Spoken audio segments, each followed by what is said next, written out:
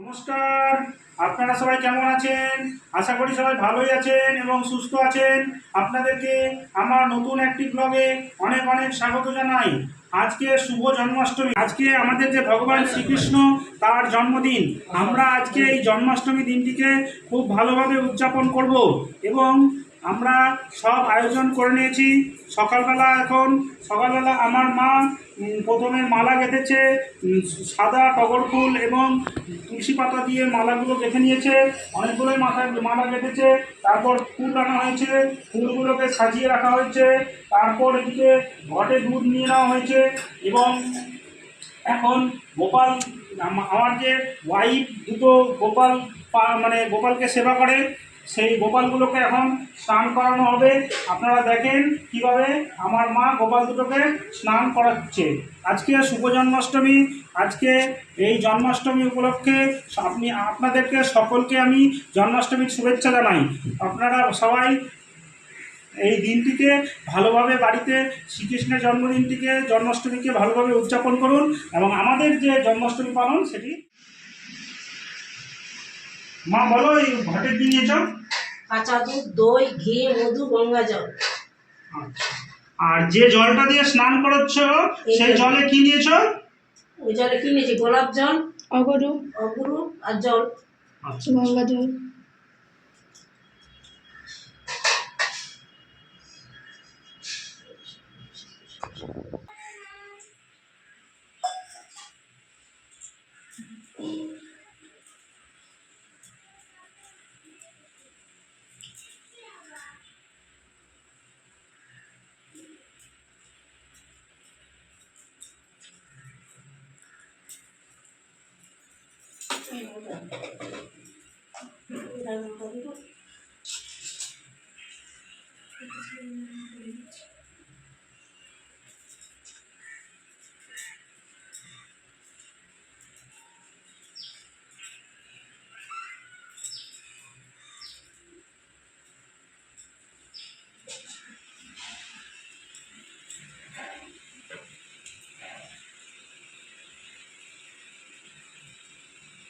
এবার গোপালদেরকে জামা পরানো হচ্ছে।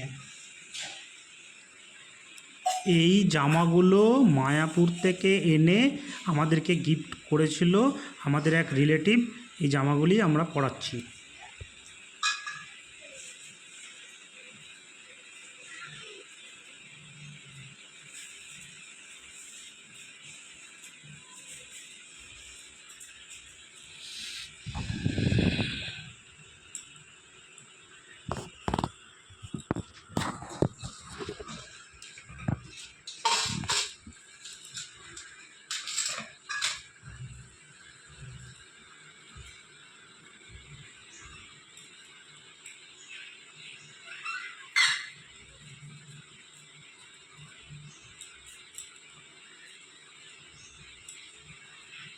দেখুন কিভাবে আমার ওয়াইফ গোপালদেরকে জামা পরাচ্ছে।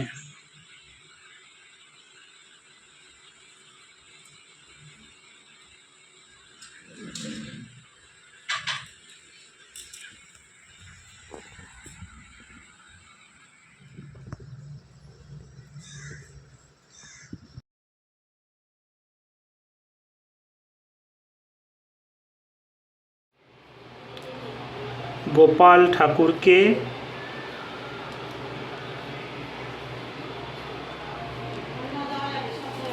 এই দেখেন ভোগ দিয়ে দিয়েছে আমার মা।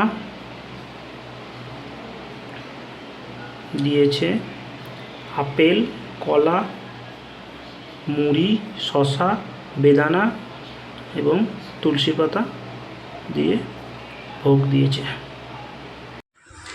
তালের বড়া হবে। এবার তাল থেকে শাঁস বের করা হবে।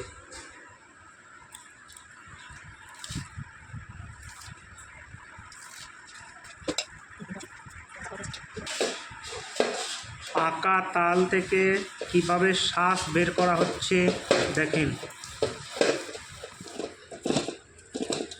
একটা তাল খোসা ছড়িয়ে 3টে আটি হয়েছিল। 3টে আটির মধ্যে 2টো আটিকে ঘষা হয়ে গেছে, একটা এখন ঘষছে। এটা শেষের দিকে এইভাবে তাল থেকে শ্বাস বের করা হচ্ছে। আচ্ছা একটু দেখাও তো কতটা শ্বাস হয়েছে 3টা আটিতে। অনেকটাই হয়েছে, খুব সুন্দর হয়েছে। আমার মা তাল তাল থেকে শ্বাস বের করা বলেন আর তালের বড়া ভাজা বলেন, একদম এক্সপার্ট। আমার মায়ের রান্না খুব সুন্দর। এর শ্বাসটাকে ঘষে নেওয়ার পর তালের আটিগুলোকে ঘষে শ্বাস বের করার পর ওইটা এই তালের শ্বাসটাকে এই নেটের মধ্য দিয়ে পাস করানো হলো। এতে যে ইগুলো কী যেন বলে, খোসাগুলো ছিল, সেই খোসাগুলো নেটের মধ্যে আটকে গেল আর পিওর শ্বাসটা বেরিয়ে গেল। এইভাবে জন্মাষ্টমী উপলক্ষে গোপাল ঠাকুরের জন্মদিনে নিরামিষ কেক বানানো হচ্ছে। এটি বানাচ্ছে আমার ওয়াইফ।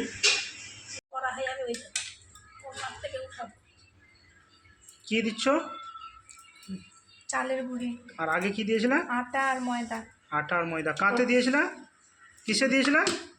এই তালের ইসে। তালের ইসে না?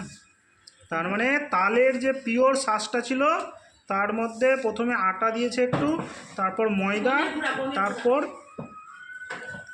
তারপর দিল চালের গুঁড়ো। চিনি দাও মা। এবার গুড় দিবে। এবার পরিমাণ মতো স্বাদ মতো গুড় দিয়ে দেওয়া হচ্ছে। ঘি নিয়ে নেওয়া হলো গরম কড়াইয়ে। ঘি দিয়ে কয়েকটা তালের বড়া ভাজা হবে, যেটা গোপাল ঠাকুরকে দেওয়া হবে।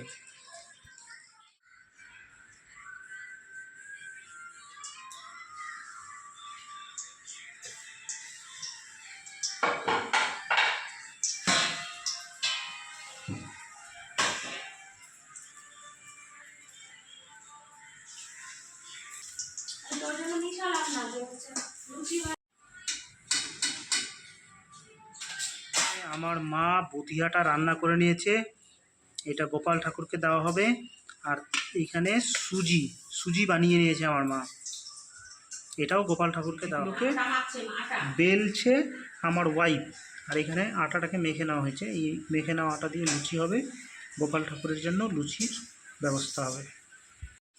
এইখানে ঘি দিয়ে 10টার মতো লুচি ভাজা হয়েছে। এই লুচিগুলো গোপাল ঠাকুরকে দেওয়া হবে। আর হচ্ছে গিয়ে ঘি দিয়ে তালের বড়াগুলো ভাজা হয়েছে, এগুলো ঠাকুরের জন্য বানানো হয়েছে। এই বড়াগুলো তেল দিয়ে ভাজা হচ্ছে। এখানে দেখেন আমার মা তালের পুয়া এবং তালের বড়া বানিয়ে ফেলেছে।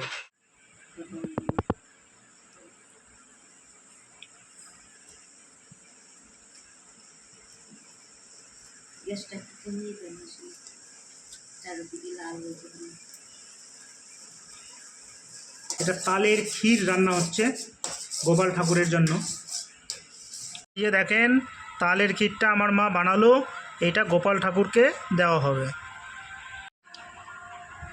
এই যে দেখেন আমার ওয়াইফ শিল্পা মণ্ডল, ডাকনাম মান্টি, ও আজকে জন্মাষ্টমী উপলক্ষে পাঁচালি পরবে, পুজো করবে, সেই জন্য নতুন শাড়ি পরে নিয়েছে। আর নতুন শাড়ি পরে সেজে গুজে একদম রেডি হয়ে গেছে এবং ওকে চন্দন পরিয়ে দিচ্ছে, চন্দনের তিলক পরিয়ে দিচ্ছে আমার মা। দেখেন আজকে জন্মাষ্টমী উপলক্ষে আমাদের দেবায়ন মণ্ডল তিলক কেটে নিচ্ছে, তিলক পরিয়ে দিচ্ছে আমার মা, দেবায়নের ঠাম্মা দেবায়নকে তিলক পরিয়ে দিচ্ছে।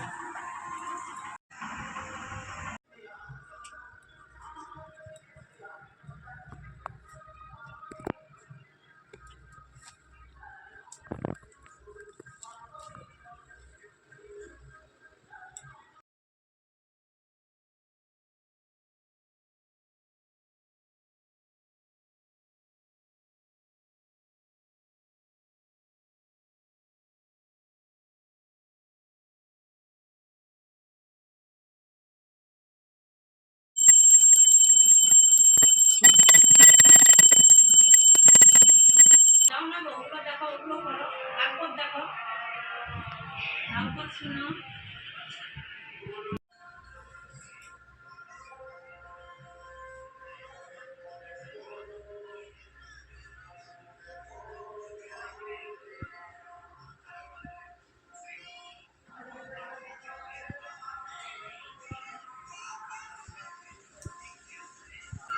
এই শুভ জন্মাষ্টমীতে আমার মা ভোগ নিবেদন করেছে গোপাল ঠাকুর এবং শ্রীকৃষ্ণ ঠাকুরকে।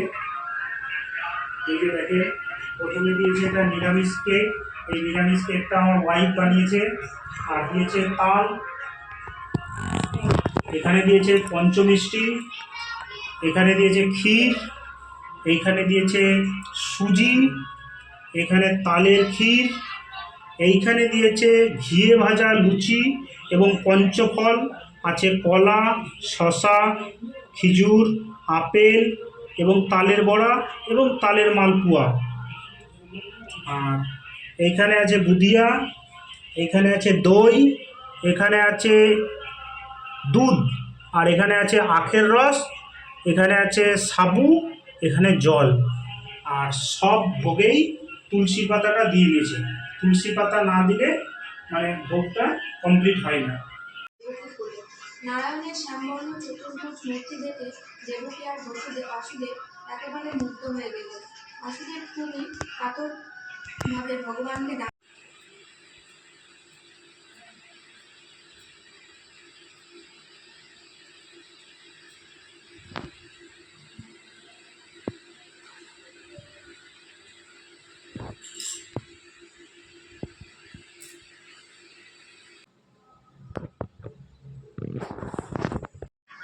শাশুড়ি বৌমা দুজনে মিলে জন্মাষ্টমীর ভোগ নিবেদন করলো এবং পূজা করলো।